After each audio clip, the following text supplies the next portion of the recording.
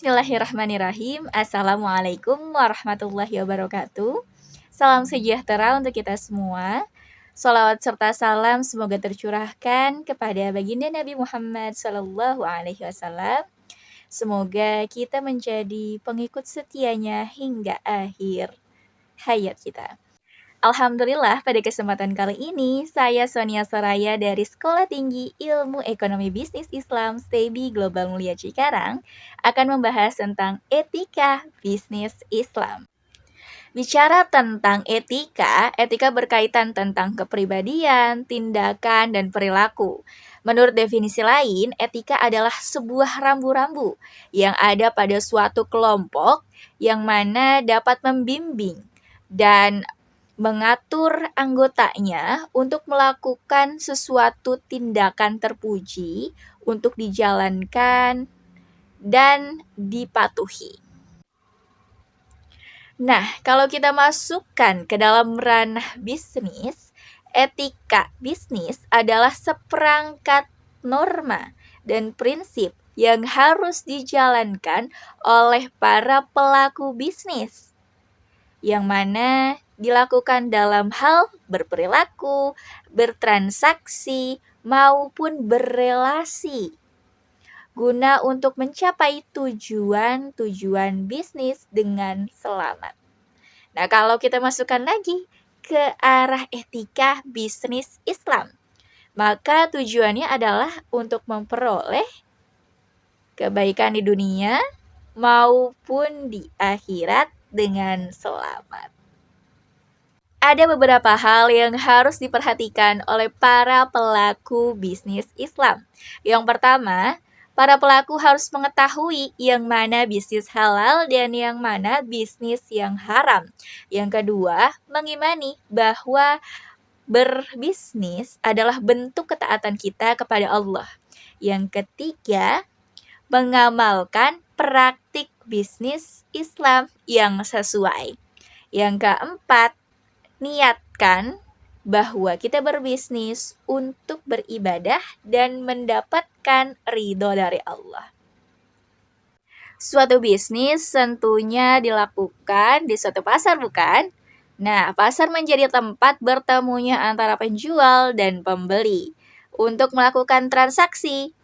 Nah, kamu sudah tahu belum kalau pasar menjadi tempat yang paling dibenci Allah di suatu negeri? Mengapa? Karena di pasar kerap sekali terjadi hal-hal yang Allah benci seperti kecurangan, ketidakadilan, lalu suap, juga penimbunan barang dalam jumlah yang banyak, sehingga terjadi ketidakstabilan dalam kehidupan. Oleh karena itu, sangat penting untuk mengamalkan adab atau etika saat beraktivitas di dalam pasar. Nah, yang pertama ada berdoa sebelum masuk ke pasar.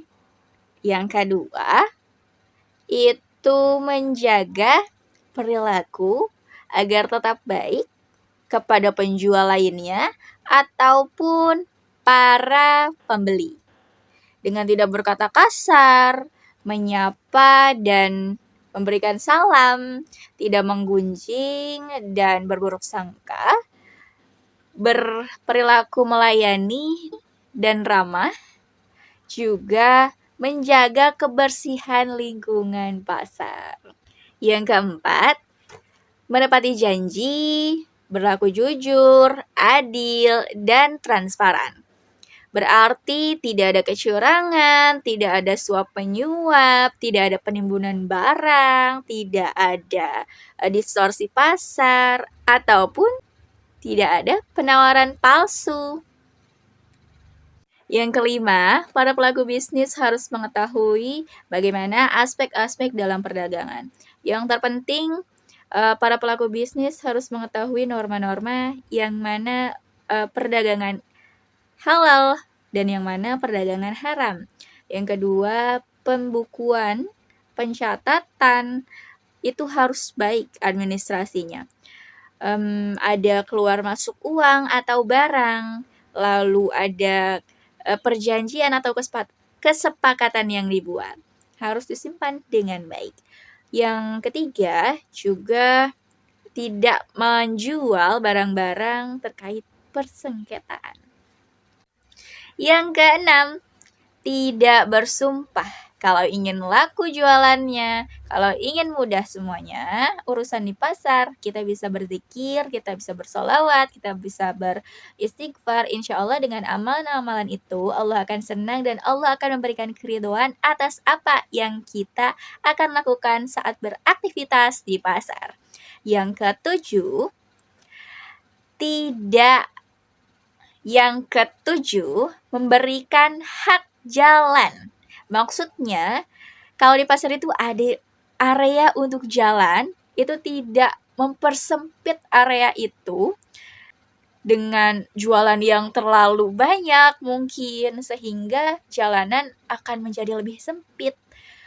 Atau juga kita memberikan hak jalan dengan menunjukkan arah kepada orang yang sedang kebingungan arah tujuannya.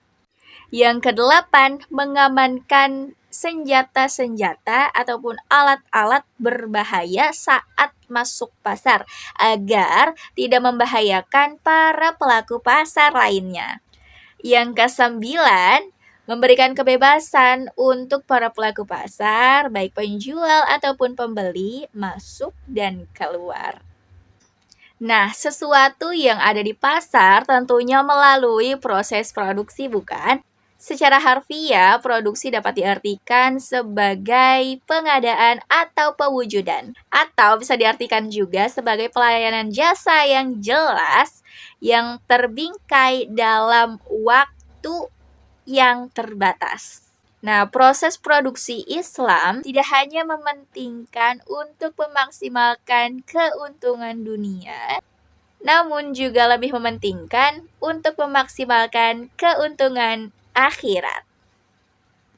Lalu, bagaimana etika bisnis dalam Islam? Yang pertama, tidak mempekerjakan anak-anak di bawah umur.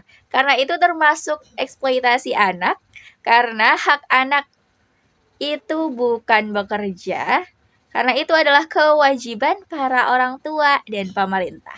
Tapi sangat dianjurkan untuk mendidik anak mengasah keterampilannya dalam hal berbisnis. Seperti kita ingat bahwa Rasulullah SAW itu juga mengembala saat kecil dan juga ikut berdagang. Yang kedua, tenaga kerja bekerja sesuai jam kerja. Manusia Allah perintahkan untuk bekerja agar kita memperoleh upah untuk diri kita sendiri maupun untuk keluarga kita. Nah, beban bekerja yang dilakukan oleh tenaga kerja tidak boleh melebihi kemampuan tenaga kerja itu sendiri. Tidak boleh mengabaikan prinsip keselamatan, ketidakadilan, ataupun prinsip kemanusiaan. Yang ketiga, memberikan upah sesuai dengan pekerjaan yang dilakukan. Rasulullah SAW bersabda, berilah makanan dan pakaian kepada pelayan dan budak-budak sesuai dengan kebiasaan yang lazim, dan berilah mereka beban pekerjaan yang dapat mereka pikul. Hadis riwayat Bukhari. Nah, upah pada tenaga kerja bisa berbeda-beda sesuai dengan jenis pekerjaan, beda tanggung jawab, berbeda lokasi, berbeda keterampilan, ataupun yang lainnya. Yang keempat, memberikan hak para tenaga kerja. Membayarkan gaji sesuai dengan waktunya adalah hak para pekerja.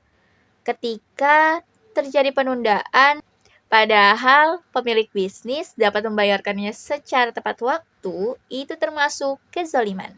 Yang kelima, melakukan proses produksi dengan baik, produktif, dan membawa berkah, yakni dilakukan sesuai dengan tuntunan agama Islam, tidak meninggalkan ibadah, dan membawa manfaat baik para pelakunya, masyarakat, maupun lingkungan. Bisnis Islam harus memperhatikan semua kegiatan produksi yaitu seperti faktor-faktor produksi, proses produksi, hingga pemasaran dan pelayanan kepada konsumen harus memenuhi moralitas Islam, yakni dilakukan dengan jujur, tidak memonopoli, lalu tidak memproduksi produk-produk yang merusak moral, akidah, maupun etika. Yang keempat, tidak merusak alam yang diciptakan oleh Tuhan.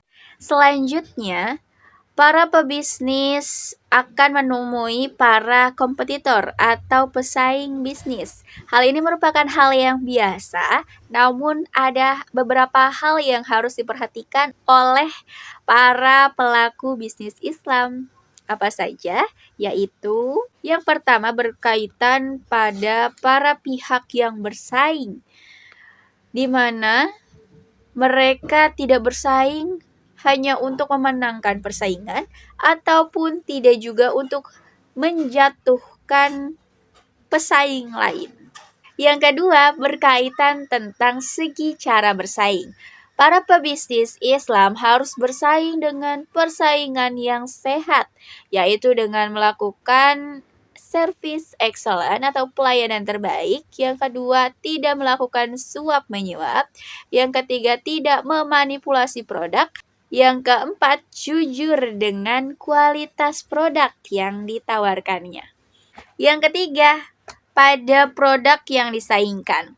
Haruslah produk yang halal, kemudian tempat yang digunakan bebas dari hal-hal yang diharamkan, dan juga tidak memberikan pelayanan yang mengundang maksiat.